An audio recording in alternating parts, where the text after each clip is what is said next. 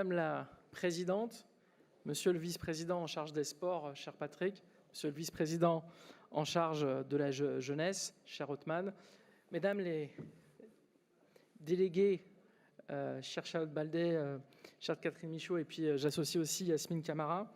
Il y a quelques semaines, notre pays accueillait la Coupe du monde de rugby avec l'aide et le soutien de la région Île-de-France.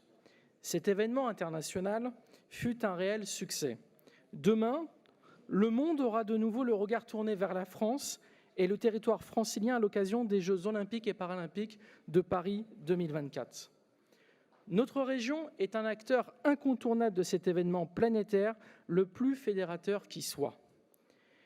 Elle prend d'autant plus part à cette compétition historique qu'elle est le premier financeur public après l'État et va même, cette année, dans le cadre du budget 2024, que nous votons aujourd'hui, augmenter ses investissements auprès de la Solideo.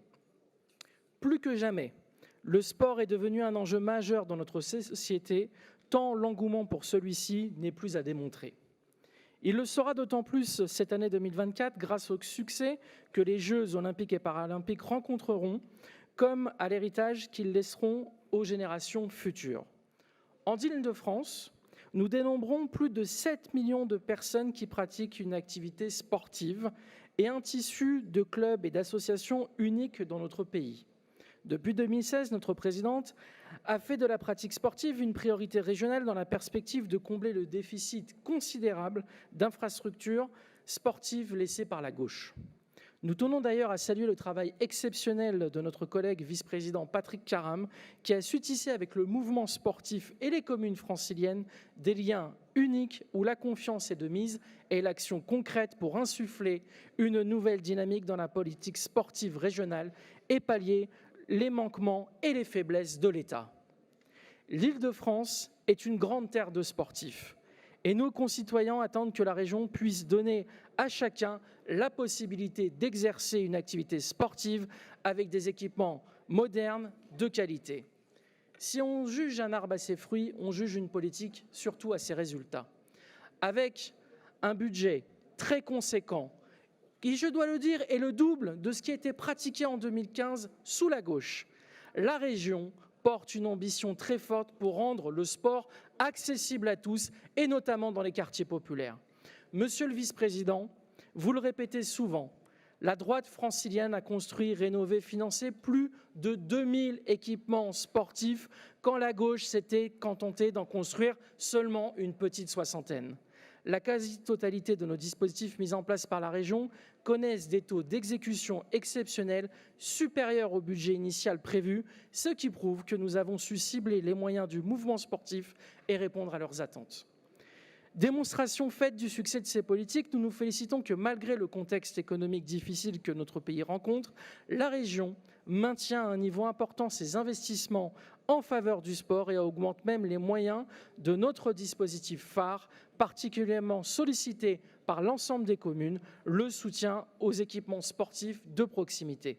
Ce dispositif va connaître une très nette augmentation de son budget et permettra aux communes d'Île-de-France de solliciter toujours plus la région pour continuer à investir dans le développement du sport de proximité.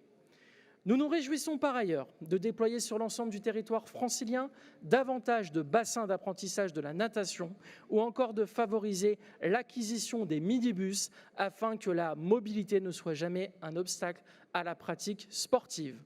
Si l'implication du Conseil régional dans la lutte contre le réchauffement climatique n'est plus à démontrer, nous nous réjouissons qu'en 2024, la région entende inscrire dans le cadre de sa stratégie énergie-climat la possibilité de cumuler des aides spécifiques à la rénovation énergétique et climatique des équipements sportifs franciliens couverts avec les dispositifs d'aide classiques que nous proposons. Enfin, nous nous félicitons de constater que l'année 2024 verra se concrétiser les orientations prises en 2023 concernant les nouvelles modalités de gestion et d'exploitation des îles de loisirs.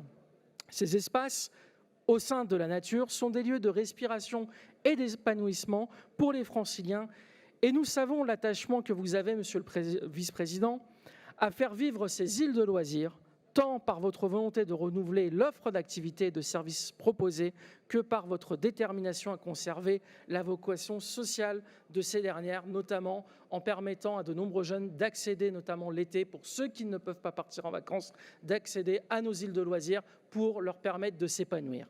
Bref, vous l'avez compris, nous sommes fiers que le sport reste une priorité pour la région et que le budget demeure ambitieux et dans la droite ligne de ce qui est défini depuis des années. Les valeurs qu'incarne le sport sont des valeurs qui sont chères à cette majorité. Le goût de l'effort, le respect des autres, la persévérance, l'esprit de fraternité, la laïcité, la jeunesse, cher Othman Nasrou, l'égalité femmes-hommes, chère Charlotte Baldé, la lutte contre les discriminations et l'antisémitisme, chère Catherine Michaud, les valeurs de l'olympisme, chère Yasmine Camara, des valeurs qui trouvent toute leur traduction au travers de la politique sportive que nous menons ces dernières années aux côtés de notre présidente Valérie Pécresse et de Patrick Karam. C'est la raison pour laquelle nous apporterons tout notre soutien à ce budget sportif qui permettra à notre région d'aller toujours plus loin, toujours plus fort et avec des baskets. Je vous remercie.